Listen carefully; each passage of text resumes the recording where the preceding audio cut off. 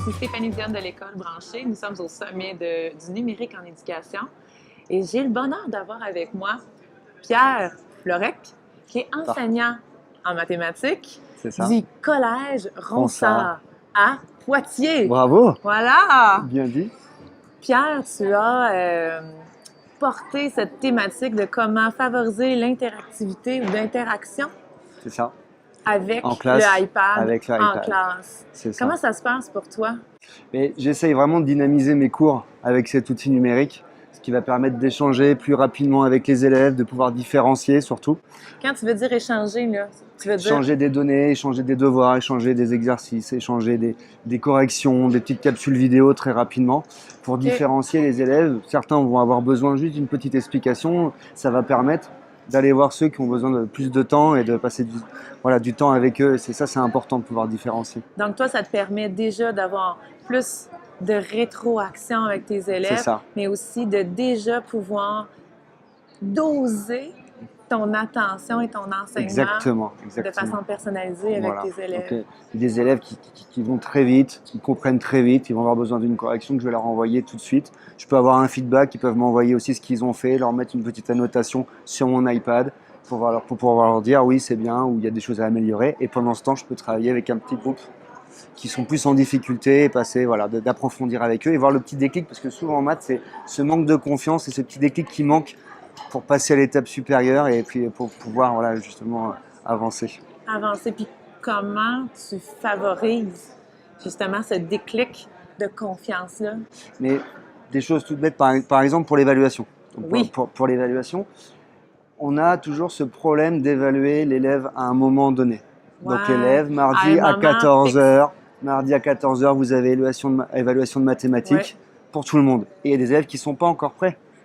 Et peut-être qu'ils seront prêts, eux, dans 1, 2 jours, 3 jours. Alors ce qu'il faudrait, et ce que j'essaye de faire aussi, c'est de les évaluer quand ils seront prêts. Donc, quand ils sont prêts, ils vont pouvoir récupérer sur l'iPad, on a plein d'applications pour ça, ils vont pouvoir s'évaluer quand ils seront prêts. Et ça, je trouve ça intéressant. Ça leur donne plus confiance, ils ont moins peur de cette matière qui en général... Donc, tes évaluations, ce n'est pas nécessairement une feuille, papier, crayon. Non, pas forcément. Que tu donnes le mardi 14h comme on l'a dit tantôt. Ils peuvent avoir le sujet sur l'iPad. Donc ça permet aussi à des élèves qui ont des problèmes de vue, des choses comme ça. On est sur l'accessibilité, pouvoir zoomer. L'inclusion. Voilà, des élèves dyslexiques qui peuvent avoir le voice-over, donc ils vont pouvoir parler à leur place, enfin lire à leur place. Et ça, c'est tellement riche. On peut faire tellement de choses. Donc c'est ce qui te permet, entre autres, de leur donner ce petit déclic de confiance-là. C'est ça.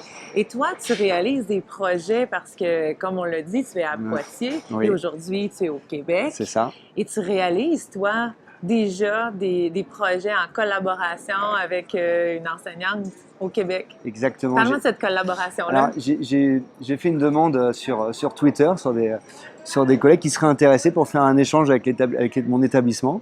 Et là, donc, j'ai Nathalie Charret qui est au collège La Montée-Saint-François à Sherbrooke. Donc, qui m'a répondu positivement. Et puis, on a d'abord échangé par mail.